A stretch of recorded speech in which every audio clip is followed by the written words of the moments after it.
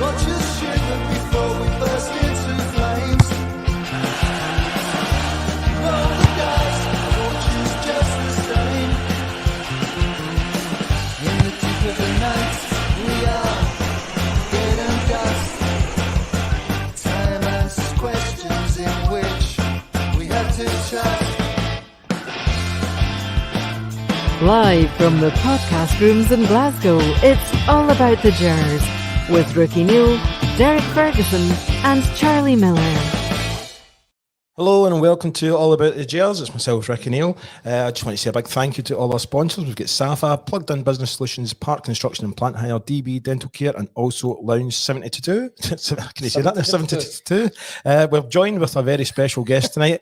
I'll come to him in a wee minute. I'll need to say hello to you, obviously, Charlie and Derek first. Are you two guys doing all right? Aye, I'm good. How are you, mate? Good. I'm still hanging Going a wee to bit. the guest. I'm hanging a wee bit, to be honest, but we'll get through it. But we've got a very, very special guest. Yes. Well, very glad to welcome Scott Kyle. How you doing? I'm all right, gents. Aye, nice to be here. Thanks for the invitation. Aye.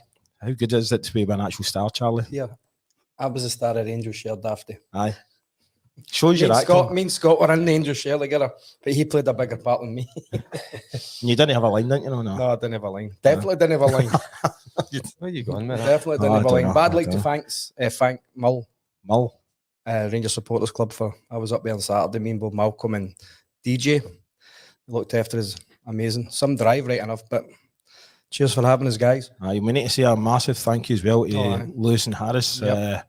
I've not had a chance to edit that video yet, and to be honest. Oh, hold on a minute. I'm going to get in this then. Friday night was with Vigilante doing at Cumnock Juniors. There was a wee do on, and then on Sunday went down to his team, Cowan and Rangers. They had a wee event going on as well. What a set-up that is that they've got down there.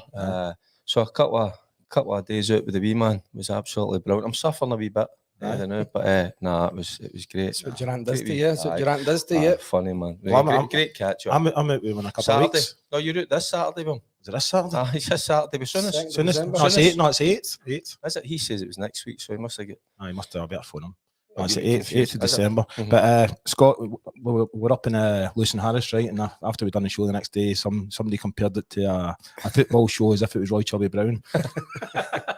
So I don't know if that's a compliment or what. Because you can get compliment. You get away with murder, so you can at these shows. This is how we behave ourselves on this, don't we? We do. This is the politically correct version. Definitely. I know, because we were going to do a kind of live show, but there was no chance of that. Oh, no. And do you remember what he done? See, Charlie, have you ever seen Naked Gun when the guy goes to the toilet and he's still got a microphone attached to him? He done that. And everybody was just pure quiet, wasn't they? We could hear him peeing. Very respectful of it. Very. And we're not very respectful. I know, but we also... That was a great couple of days. We need to say a big thank you to John, Roddy, Catherine, Derek the Butcher. Mm-hmm. I mean, that's cracking butcher. All the guys are wearing Rangers ties in the Butcher. So we get steak and black pudding. Black pudding was amazing, by the way. Yep. They're top people up there. But do you know what? I think we'll just talk about you then, Scott. Me then. Aye, we may as well. Well, before we do, I'd like to thank somebody. The wee old deal. You're just doing it. He's just like, what's happening? No, I want to get a question or that? The wee old deal that Charlie followed all the way to Mill. He was telling us earlier on. Oh. He got lost in the dark. They just followed this wee old deal in the motor. No, we just me and Bob we were, when we got to Tobermory, we got to Mull off the ferry. I thought that would have been us at where we were. And it was another 25 minutes, half an hour driving in one lane for both directions. So I ended up just pulling in and letting somebody go in front of me, and I just followed them. And it was pitch black as well. But we got there safely. A good night was had by all. Aye. Right, all the comments are Big coming Colin. in very fast. There's one from, I'm just going to do this comment now because obviously Lounge 72 had a little fundraiser on yesterday for Alex Rutherford, who's unfortunately fighting MND, but they actually raised over $2,500 yesterday. So there's John Keane saying big thanks to everyone who attended the charity event for Alex Rutherford yesterday at Lounge 72. I think the final figure was just under $2,500, which is amazing. So anyway, Scott, tell us a bit about yourself and the story about I'm singing, what do you call it again? Singing I'm not a Billy, he's a Tim. Well, the Billy and Tim show, I'm a boy for a living, so Charlie was just up the road in Castlemilk, and when I was 21 I went back to college to study acting, and long story short, I went to Rutherland Library and I picked up a play, and it became the biggest show in Scotland for 5 years, and we're back doing it for the 20-year anniversary, so the original cast are back together again. We're doing the Pavilion, we're going down to London, and we've got a whole Scottish and UK tour all programme, so it's exciting times. Right, but you're also writing a book as well, aren't you? I'm writing a book about the journey of it, so there's a wee bit more interest in terms of I built the biggest show in Scotland, but also lost the biggest show in Scotland. So I hadn't sewed up the performance rights to it because I was only a young boy myself and didn't know a lot about the business side of show, let's say. So the opening chapter in my book is called "It's No Show Friends, It's Show Business," and it's about the lessons I learned for doing the show. But we're over a decade later, and I've took the rights back to the show for the 20-year anniversary, and we're touring again. How good's that? Amazing. Good. So 100%. obviously the one that we've got here that we're advertising, it's the Pavilion, 13th of September 2024. But is that right? You've got a few others already kind of lined up. Well, that's Friday the 13th, so that's I'm right. superstitious. You don't want to make that your first one, then, eh? But no, we go down to London in May, and that's exciting because the show's never been to London. We had opportunities before. In 2010, we took it to the Edinburgh Festival, and the play absolutely smashed it. And there was opportunities to go to London that never get firmed up. So this is kind of the original team all getting the back together again to go down to London for the tour. Then we tour the whole of Scotland, Inverness, Aberdeen, and then we go to Northern Ireland as well. Got a few gigs lined up for Northern Ireland. So we're trying to kind of promote it and get more gigs and also get people along to see it. If people have seen it before, it's the original cast for probably all the YouTube clips now that people have seen. I know there's a lot on TikTok because I get kids coming up to me and telling me a tangerine banana because there's a clip that trends about that. So yeah, hopefully people come along and see it. You must be mega excited to bring it back for the 20th year. It was a mixed bag. You mentioned there about the book. The kind of opening chapter of the book's the night I lost the show. So I'd built the show up over 5 years. To give you an idea, it was taking £50,000 a night at the SSAFA, and I paid off my mammy's mortgage and I paid off our council tax debt, and it changed my life, changed my whole family's life. And as I say, on my side, I hadn't sold up the contract long term for the rights. So on the biggest night of my life, my family I hadn't seen in 20 years all came. My dad went away when I was younger. I had another family and they all met. And this big night, I'm at the pinnacle, peaking my powers financially, peaking my powers as an actor, as a businessman. Everything's going great. And that was the night that I get told that that's the last show you'll be doing, because I'm taking it, and the writer decided to take it off and do it himself. So I got a big business lesson that night, and it was a big decision to take the show back. But that's all the same writer, is it? This is still the same writer, aye. So you've met my wife, Charlie. So it was a chat with the missus, and it was a few lawyers' conversations and contracts later 100%. to decide to take it back. But that's something probably I should have done when I was younger. Was get the contracts and that kind of signed up. You know what I mean? But when you're young, you're just flying in the buzz. I'm in a show. I'm playing a Rangers fan. I grew up supporting Rangers my whole life. You know, I didn't share a prison cell at any point, but I shared a bedroom with my older brother. So all the patter when I was reading it was like, this is. Fergie, did you not share a prison cell with somebody? No? I've been in many prisons, by the way. I've told you about this. I know. We're allowed to talk about it on there now. No, working in the prison, so I have. Anyway, we'll come back to you later on, but let's talk about the Aberdeen game, because obviously, was it last week they get beat at 6-0 off of Celtic, but then it's a totally different team, Charlie, that turns up. How does that happen? So frustrating, it really is. It's just watching it. Listening to the radio on the way back for Mull yesterday, they were totally up for it for the first 20-25 minutes. They kind of gave us a wee bit of doing, but that's because I don't think Cifuentes isn't ready for games like that. Yeah. You need to have players in there who's getting close to people, getting up against them. Just winning 50-50s, that's what you have to do all of those at Aberdeen, because they're always going to come out with all guns blazing. And I think they just played kind of a lot of long balls, and they get a wee bit of fun with it. I think the big boys, I think Butland did a great save, 1-on-1 before it. And then Majowski's a good player, he's not going to miss that. Aye. So, but after that, I think we came into the game, Big Balogun's got to score a header. And then we hit the bar a couple of times in the second half, miss a few chances, but it's Aberdeen, and it's just when we come to town, they're always that 20%, maybe 50% more up for it than they're against any other team. I mean, myself and you, Charlie, we witnessed kind of how Derek feels about Aberdeen up in Stornoway with his 10-minute rant. What do you think, Derek? I tell you what, I'm not going to get into a rant at the minute. Even taking away the game, even after the game, you listen to the Aberdeen manager's comments. You know, you go. Do you know something? He looked more upset about that penalty decision than getting absolutely pumped 6-0 against Celtic. You know, if you think back to that game, you know, I think he came out with comments or something like, that's 12 minutes that when they lost all the goals, you know, we've got to put that to one side. Now, he didn't seem really upset, but he seemed upset yesterday. Obviously, with that penalty decision, which is clearly a penalty. I mean, I'm not a VAR man. I don't like VAR, but we needed VAR to to get us back in level terms. But we shouldn't have been in that position. You're right, Charlie. We didn't start well, I was kind of sitting scratching my head wondering why. Because, we always say you got to win the battle first. And winning the battle first is not going to be kicking lumps out of people. It's just being ready to win these second balls, getting in contact with players. And we never done that for the first 20 minutes. And they had a couple of, obviously that opportunity they missed, then they scored a goal. But we weren't close to them. But as the game gradually went on, we dominated. We dominated the second half. The chances, Balogun's missed 2 clear. I would say they were sitters, Charlie. First you don't one, think so? The first one. I the think first the 2 half. of them, I know. I think the one that he's coming on here, 6 yards out, he sees it all the way. I think he's got to score that. We get Lawrence hits the bar, Danilo has a few other chances, but Lammers as well. We had some real great opportunities. We should have won that game, and I think so. There is a frustration, and the frustration comes in because Celtic drop points. But what we've got to remind ourselves is that's going to happen going up against Aberdeen. I get into trouble a wee bit. I made comments last Thursday on another podcast about it. It's strange, isn't it, that they're always up for it against us.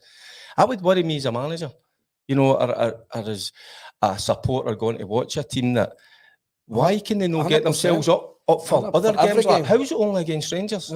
So questions are asked about that. The women's team seem to do the same as well. They get beat 13-0 with Celtic yesterday. Wow. They get beat 13-0 with Celtic. Did you feel it when you played, Charlie? You also played in that fixture. Who's played in the fixture, of course. Even back in your day. You felt it big time. They just felt the hatred from the stands. And then you realised the players were up for it as much as the fans were. But as you had to win your individual battles early doors. Once you win that, because we're better players than Aberdeen and so the Rangers team now. But if you win your battles early doors, you would always win the game. So there is a big, obviously our biggest rivals are Celtic, that's clear, but it's so as with Aberdeen, and they feel the same way. So that's how I think at the start of the game, and the manager would have went through everything. So then it comes down to you as an individual. You should know what this fixture's all about, and there's enough of the players that have played in a lot of these games that they should be starting to influence the other boys that have maybe like Cifuentes, that played yesterday. That was maybe he get better as the game went on, but I think he was a wee bit kind of what's happening here. It's So 100 mile an hour, easy. you need to prepare yourself for that, because you'll get all the information for the manager, but then it's down to you, to prepare yourself mentally and ready for the fight. Well, see the stats. I mean, the stats: possession was 69%, shots were 23, shots on target were 11. Scott, do you think we're totally lacking a striker? Is that somebody you think we should bring out at Christmas? Aye, but again, I think we've got to appreciate the financial constraints that Rangers have been in for the last few years, and I think you can only get what you can afford. And at the moment, I think we're at the level we can afford. You're not going to go out and be buying anybody that can come in and bang in 20 plus a season, because the price Just of them let at the one moment go. Just let one go. That's true. Aye. I don't know what you're talking about Just there. let one go. But we need a target man as well. We need an outball sometimes. See, when you're playing at Pataudry and that, sometimes you have to play a target man and play around about him, get the ball up to him, play in their half, and it gets you out of your own area. If you try to pass these passes, you get one slack pass and they're on to you. And that's what Aberdeen would have been really up for you. So try to get on the wee slack passes and try and counter for them. And there's a real frustration. We've spent a right few bob on a centre forward and he doesn't even make it onto the park. Right. That's a worry. And even obviously Lammer's not starting the game and he's not been in good form. And I tell you what, he could have gone a long way to kind of winning me over.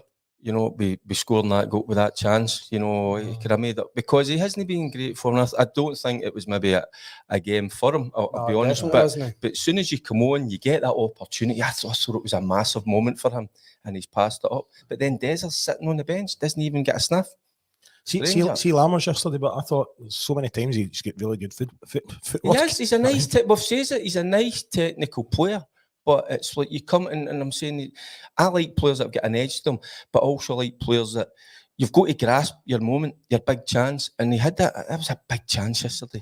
See yesterday, and see for a penalty. I don't know if you noticed, but it was right in front of the referee. The referee said to him not to grab. Do you know what I mean? And then he stood and watched it. Didn't get a penalty. Didn't get a penalty. And the other thing that Robson's talking about, the block. Hey, you're allowed to move in the box, so it's part of it. So. Listen, if he sees a player coming across, you can move into his area. That's a block. It's allowed. It's within the rules. What's not allowed is grabbing somebody. So as soon as you pull somebody, and the other thing about the Aberdeen manager, he should have been having a go at his own player then. Instead of being, hey, because it was a silly, stupid mistake that he made, but instead of having a go at the referee, he'd be going, your player, what's happening there? For me, for years and years, defenders have got away with holding on to players, attacking players in the area. I've always said, see if a referee sees a guy holding on to another player who's trying to go and win the header, it's got to be a penalty. It's a free kick outside the box when somebody does that, wrestles you. If a pulled shot, it's a booting when you're outside the box. If you're running away from somebody and somebody's pulling your shirt, it's a automatic booking.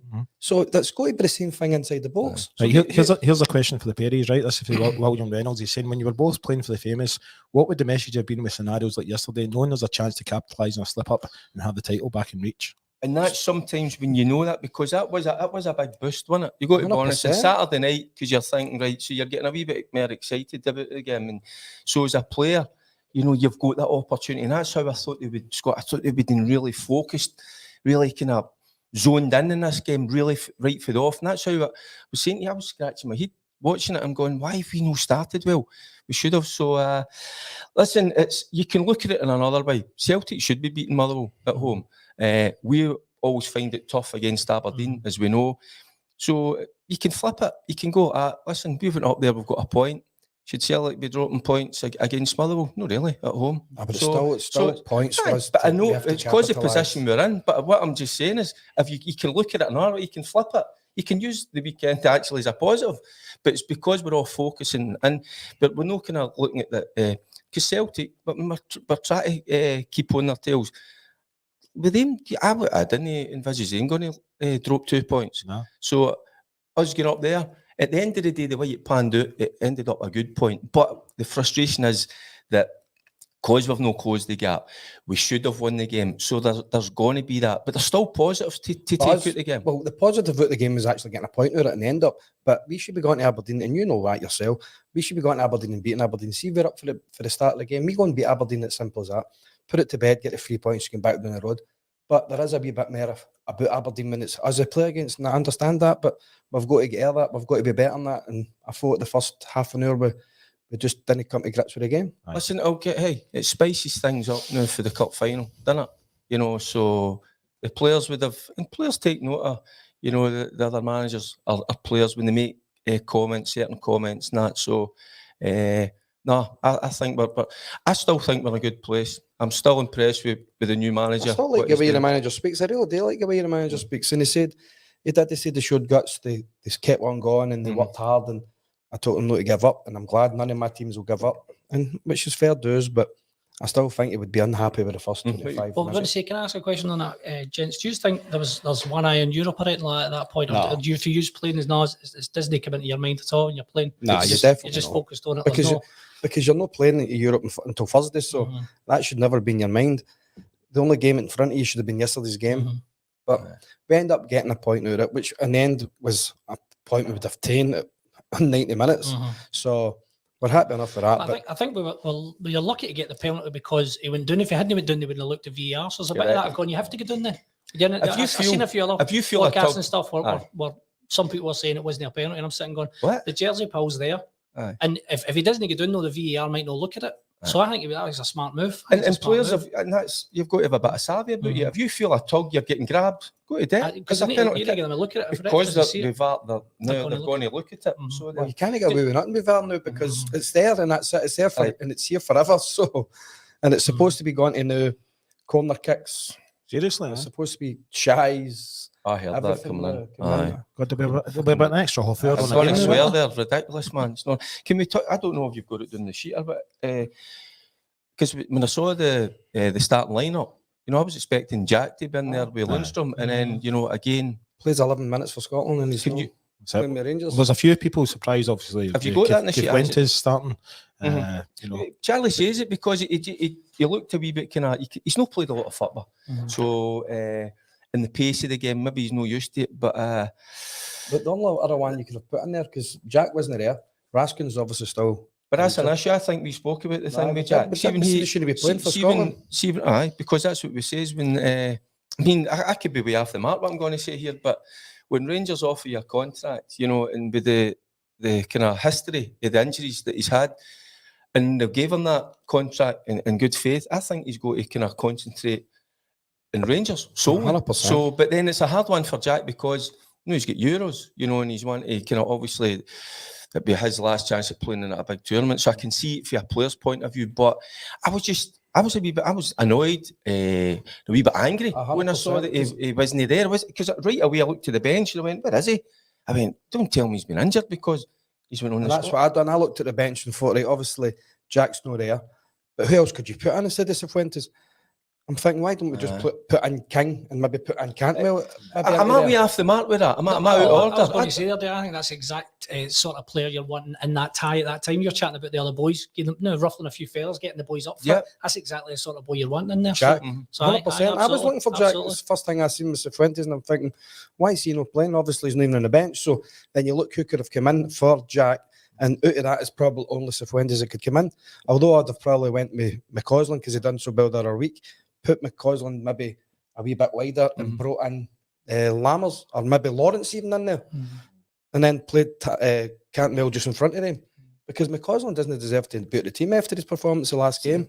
Obviously, might try to be protecting him because he's been away international duty as well. No way to give him too many games, but if I'm Ross McCausland, I would have been gutted not playing yesterday. Many times has that happened, but with Jack, he's been away in international. I think he needs to it's retire. quite worrying, isn't it? I think he needs to retire for international football. It's happening all the time. Because I think and Clement's no daft. If Clement sees Jack's a good player, but every time he goes with Scotland, he'll not get another contract. He's out of contract in the summer, so Clement will be like, well, there's no use having him. If I've got Raskin coming back, and I said I wouldn't have given him a contract anyway, although I like him as a player, I didn't think Raskin was going to get injured for as long as he is. I would have had him and Lundstrom as my two, but they gave Jack another deal. And a day like Jack, he's a very good player, but he's just never on the pitch enough. And it's the same as Roof. Where's Roof again? He says he trained as well. He says he was looking at he would certainly be on the bench to get minutes. But the Jack man, it's like you says, he was the type of player that we needed yesterday. Oh, 100%. And just because he knows, obviously he's played with him, he knows that fixture inside out. So he would have been an influence, what you say, Scott, on the rest of the boys. And we needed that. And we missed that for that first half hour, which, and wee things like that matter, I think, anyway. So I was just a wee bit angry and upset when I saw that he wasn't even involved. And then I've realised he's come back for another international duty again. And he's injured. Scott, I'm going to ask you this one. This one's for John Keane.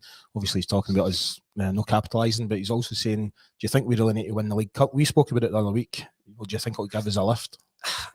Rangers need to win everything they're in. That's the only answer to that. Do you know what I mean? But I absolutely, the pressure's on. It needs to be done. But I've gone back to what Derek and Charles saying. It was a huge opportunity there to get 2 points and make this title race a real contention for it, and it was absolutely disappointing.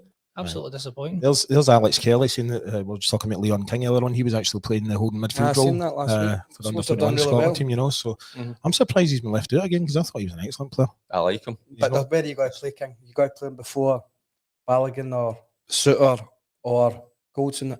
Unfortunately, I don't think so. But you could have put him into that midfield role where he's just in a bit. People get close to him and. Because he's actually a good football player, he's actually good in the ball, but he would have left his mark on a few of them players in the middle of the park. But obviously, I think Clement knows what he's doing, and I'm sure we'll be ready for Thursday. So, William McPherson saying, were you surprised how easy the chances at the start of the game were for Aberdeen with balls played up and knocked over? Seemed lethargic in defence. That's what I'm saying. We weren't at it, weren't focused, which was really strange. And you got to remember, even with Balogun and Suter, they've not played a lot together.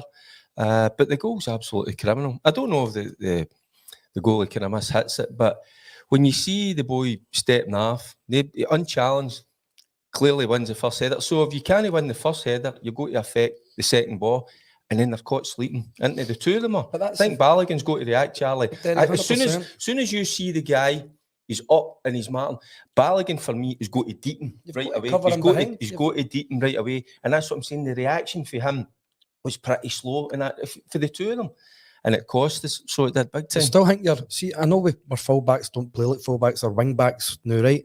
But see if a goal kick or a goalie kick in the body should be in a line anyway. So even Tav and Baris, it should be ring covering as well. See if the you've seen the one we already lost, the one Butland saved. You've got to go, right, okay, this guy's winning a header. So we've got to come in behind and cover because it's already happened. And they didn't. So there's two mistakes here. One, somebody shouldn't be going up and getting a free header.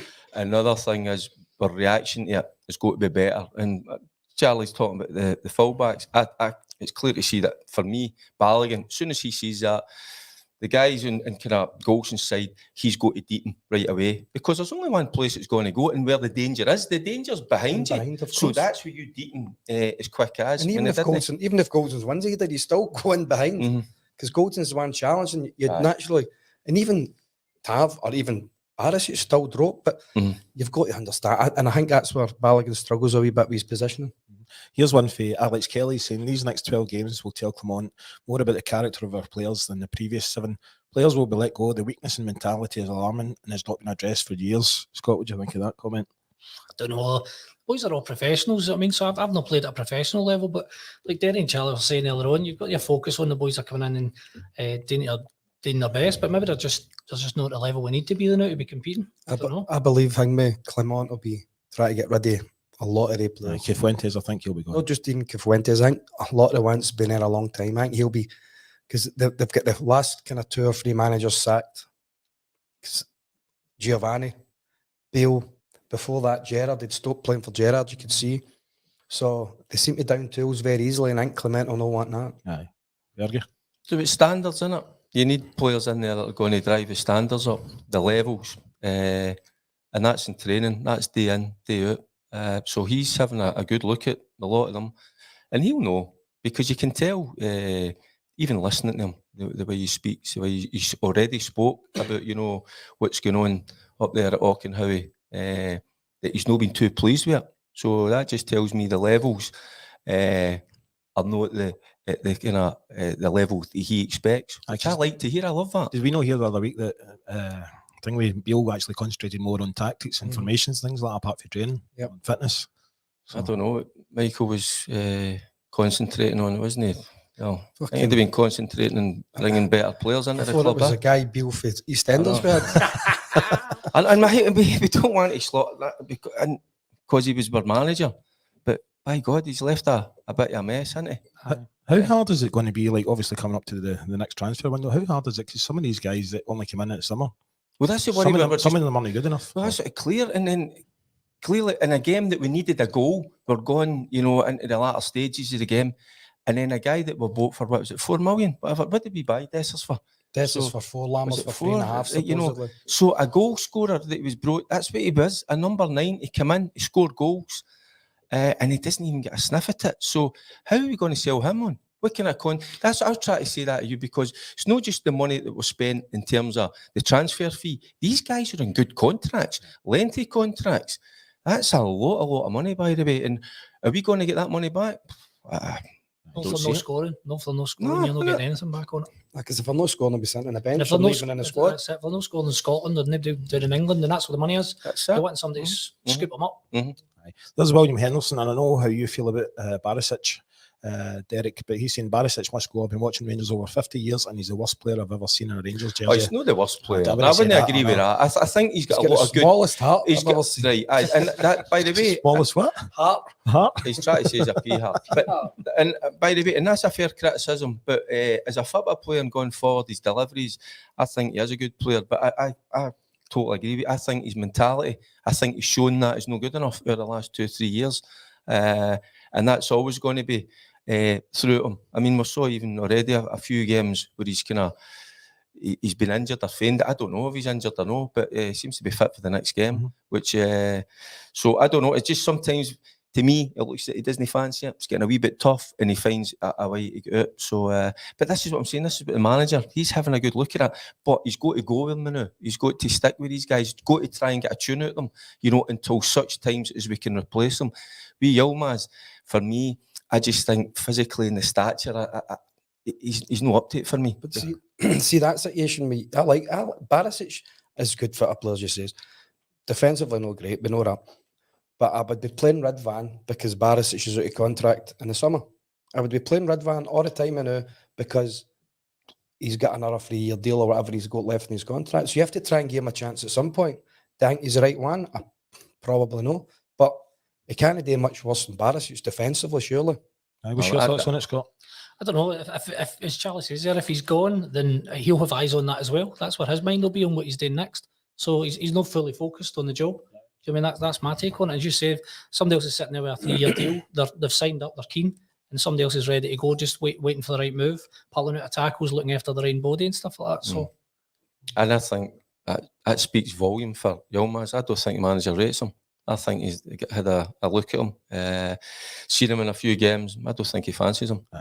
I think the opposition would target Yilmaz boys into. Well, you look at the goal against Hearts, Shankland, pulls away into that kind of area, and wins it. You could see a lot of the teams, focusing that. It could be a weak point. I think the manager just doesn't fancy. But Baris isn't much better at that anyway. Baris has got it there, doesn't he? What I'm probably saying, he's slightly better, and he's maybe a bit better option going forward in terms of his quality, his delivery. I've been always unsure. Yilmaz. Listen, don't get me. I wanted him to be a success, and I thought sometimes you can, because maybe he's that good a player, going forward, that would make up for his defensive kind of attributes that are not quite there. But I don't see it, to be honest with you, Ricki. There's Andrew McLeod saying about little Ross McCausland. Good to see Ross McCausland signing until 2027. I agree that PC needs to clear out some imposters. Scott, do you think he should have come on earlier yesterday? If it's not working, definitely. I mean, I think sometimes managers get this wee thing where they don't like to change it too early. I'm all for if it's not working, change it. I'd like to see changes at half time. Sometimes I'm like, if it's not working, if we're not doing, why give them a second half to try and fix it? Just get it changed and get somebody on that wants to do it. But it comes down to personnel again. You're looking in there and going, who are you going to bring on? You were mentioning that there, Charlie. It's like, who do you swap it for who? Do you know what I mean? I was frustrated, as the game was going on. I'm going, make the change, because they were just sitting in at that time, and I think we needed somebody that could travel with the ball, dribble with the ball, dribbles. McCausland, dribbles, a dribbler. I'm old-fashioned, dribblers. David Cooper, dribbler, by the way, dribble pass you. You still on the wine, eh? Again. I wish I was on the wine. I put McCrory up front, man.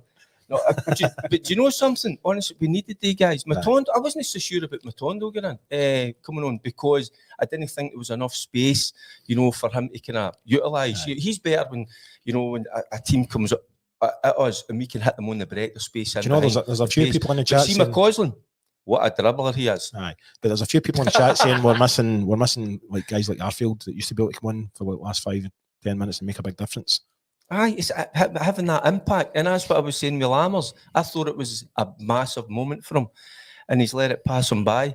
But no, I'm going to go back to young boy McCausland, because I've been really impressed with him, and that's why I was asking Scott. I'm going, why would you not bring him into the game a bit earlier, to make that impact?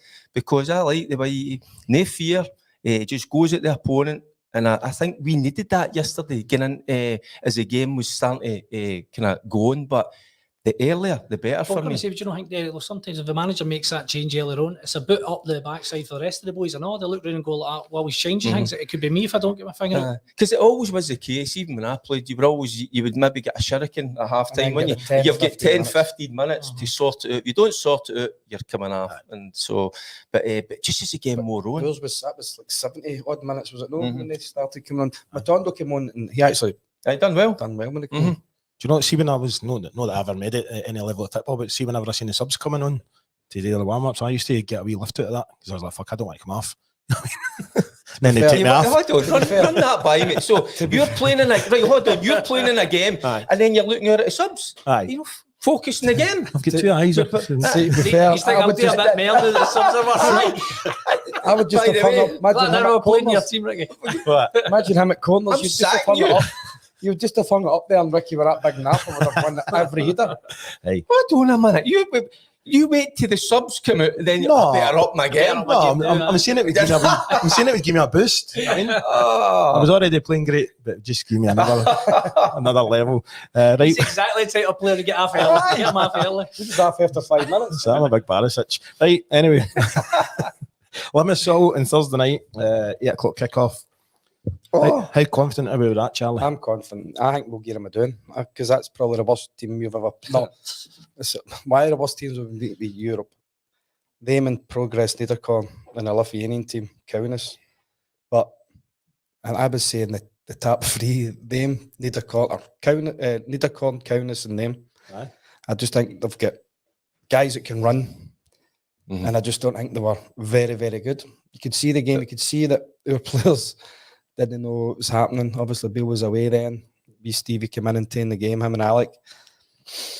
And we needed something to change, and I believe there's been a massive change, obviously, with Clement being here, and I'm very confident we'll get a good result.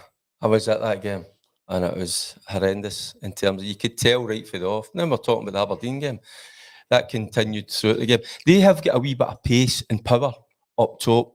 That's it. Defensively, I don't think they're that great at all. But if we're at it, and again, a full house, we're well capable of beating them and doing it comfortably. But treat them with respect. That's first and foremost. They've already done us, so there you go. People say you shouldn't look for revenge. I'm always looking for revenge. So that's so I always I played like that. You know, if somebody done me, I couldn't wait the next game so I could try and do them. I'd get one on them. So they've done you. And by the way, it could have cost you, but listen, it was. I thought that night. Did we not say? For me, I thought the players were pretty disrespectful to Steve Davis coming in and Alec, because the performance they put out that night was absolutely. It was an absolute sham. Things have changed for them. I think we're in a better place than we're then. Oh God! And I think I don't think they'll be able to handle the crowd on Thursday night. They'll be playing in front of 8,000 people, for lucky 5,000 people. I don't see them handling that.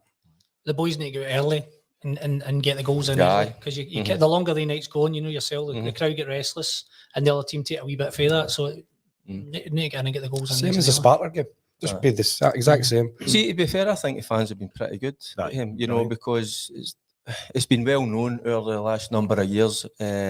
You know, if you can keep Rangers at bay, even when I went there as a player and playing against Rangers, it was always a talk, keep them quiet for the first 20, 25 minutes, and then the fans might start to turn. I think the fans have been pretty patient. Well, they started doing that 90-minute singing kind of thing, which is brilliant. Magic. Well, no, they started it. The Union Bears are normally doing that. And the Union Bears should be moved into a more central position. Just not behind the goals. I bet it was the one they were clapping at the one he missed. They're all singing and clapping. Guys, you just need to quiet. Once he's taking a penalty, stop, and then once he's scored it, then just go again. It should be a wee pause, shouldn't there? See if we beat Limassol on Thursday, we can go tap of the section, because I think Betis will get beaten Prague. I think Betis will struggle in Prague, and then we can actually win the group, because we can go to Betis and get a result. We can go to Betis. That'll be good, because I'm in Fuerteventura when we're playing against Betis. Oh, you're in Fuerteventura? Aye, well done. Then I'll tell you that. You're there, not down about that. Keeping in mind. Going to Flower of Scotland, doing karaoke for a week, so aye. Make sure if you're over there, come in Flower of Scotland tonight. Advert there. So we're going to win. Free beer. No, I don't say that. John will go not have his seed. Right, Sunday. We'll just do this quickly. We'll do predictions. In fact, we'll do predictions for Limassol first then, right, Scott? Since you're the guest. I take 2-0 the now. It'd be nice to see 4. Nice to see 4 at home. I'm going 5. 5-0. You're going to go something daft. I'll go. No, I was going to say 2. I think we're well capable. And if the guys are on form, we can win that by 3 clear. Got 3-0. I'd like to see. I think we'll keep a clean sheet. Just go to bone our toes, but it'd be nice to get a few goals, wouldn't it? The big European nights, you want the goals in, you want the crowd all inside, and just having a good time and all. Do you know what I mean? And then you take that into the weekend. And what you're saying, like early goals as well. See if you can get your nose in front early doors when the fans start to enjoy it, the players start to enjoy it, and it's one that you can sit back and a wee glass of red. So I'm not going to the gamble in the house, you know what I mean? So I'm working in Lounge 72 on Thursday night. Another wee plug there for. I'm looking for a job. No, I'm looking for beer in there. I'm looking for a part-time job, Ricki. So you can come in there. Right. Free beer in there on Thursday night. Is that for you, Charlie? Aye. Is that my payment? Aye, free beer. That's what I get. Right. we're looking for an understudy for Billy, if you fancy it. There we go. Aye. Well, Charlie, you've done a wee bit of acting. I was the best actor. Angel Share, was unbelievable. And I'm going to go and watch that. I'll need to come. I'll need to get be auditioned. Be your good self. Yeah, aye. That's it. Aye. Anyway, listen, we'll do predictions quickly for St Mirren, then we'll pass it back to you so you can talk a wee bit about your first show that you're going to be doing again. No, the predictions. Aye, So we prediction want for to St have Mirren. the St first Mirren. prediction? You've got to be 3 or 4 now. Aye. Aye. I always worry about St Mirren. I'll go 3-0. No. I'm going to do 1-0 Rangers. I'm being very conservative. By the way, they're Aye. very. By the way, they're good at sitting in. They're very well organised. Oh. St Mirren, a fit side as well. They're hard to break down. But I think I'm a wee bit like you. I think it might be it'll be a narrow win. I could see like a 2-1. To be honest with you. Aye. Listen, they're playing with confidence at the minute. He's done really well, the manager. Aye. There, aye. Said that I'd be last looking for a time. reaction. I'd be looking for a reaction after the Aberdeen game. I'd be looking for, as a manager, I'd be looking to Mhm. go out there and give them a doing. Win 5-0 on Thursday, then we'll be right in the high, and then we'll go and win because we're through. If we win on Thursday, we'll be in the high. The fans will be in the high, and we'll give them a doing. Is that a Saturday or a Sunday? Don't know. Everybody. Sunday. When? Is it What game? Sunday? The thing is Sunday. St Mirren. St Mirren Sunday, aye. Aye. Right, so Scott, thanks for coming on the show, by the way. worries, thank Hopefully you'll come back on before your first show as well. I'll give you a wee shout about it, and hopefully we'll build up a wee bit, and I'll tell you a wee bit more about it. But then we're writing in all the new stuff as well. So see, we watch the Old Firm games every week, and you're updating the script and adding in new stuff. So people that have seen it, it's always a different show every time you come You're and see not it. allowed pyrotechnics, are you? No. Anyway, That's something. Yeah. You just change it, wee tweaks here We and there. tweaks all the time. Where Different everything's things going that happen. I mean, it's great if you've got it straight. I mean, there's been nights where it's you're on the night maybe after an Old Firm or something like that, and you're literally trying to put in everything that's Aye, happening in the Old something Firm else. game. I just try to, and it's good. There's a bit of controversy, kind of early years of To put in their AGM, it was supposed to be called a How that would SEFCO. definitely be. That would definitely be on it. Aye, absolutely. What's You it called? put- A SEFCO or an AGM? It's a Is that great what it- platform. See all the stuff that sometimes you're not allowed to say on the stage. You can say it as these characters. You can put in things that maybe you wouldn't normally be able to say and other things, and have a dig at certain things that you couldn't do on a podcast, for example. Do you know what I that mean? was like our show in Stornoway. And that's what I'm saying. That's the beauty of that. Aye. You know, if you go somewhere to a venue or you go to a gig, you can go a wee bit I don't Beyond. know. Aye. But I can't believe their AGM. You they're can go. talking I about was us going to again. say you can go to the dark side. Like, and go a wee bit radio rental. I quite like that. And that's kind of good. You're right. You've just been electrocuted. Well, I'm afraid that is us at the end of the show. But once again, Scott, thanks for coming on. Cheers, guys. Charlie, Derek, thank you very much. And to everybody watching, please subscribe and watch the YouTube channel. And big thank you to our sponsors, SSAFA, Plugged In Business Solutions, Park Construction and Plant Hire, DB Dental Care and Lounge 72. And you can get all of them on our website, which is allaboutthegers.co.uk. And we'll see you all again next week. Take care.